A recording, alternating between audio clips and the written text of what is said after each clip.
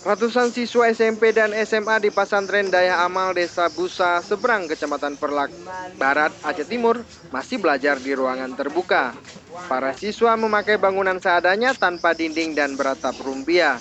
Karena tidak adanya ruangan kelas, pengelola pasantren membangun tempat belajar untuk siswa dengan bangunan seadanya sejak tahun 2012. Siswa dan siswi yang belajar di pesantren ini seluruhnya berjumlah 210 orang. Para siswa mengaku tidak nyaman belajar karena mereka tidak dapat berkonsentrasi karena tidak adanya pembatas antar ruangan. Walau belajar di ruangan seadanya, namun minat belajar siswa cukup tinggi. Meski para siswa belajar di sekolah swasta, namun mereka berharap pemerintah memperhatikan kondisi mereka. Pemerintah diminta membantu ruangan sekolah agar para siswa belajar dengan nyaman. Dari Aceh Timur, Syed Maulana melaporkan untuk Aceh Video.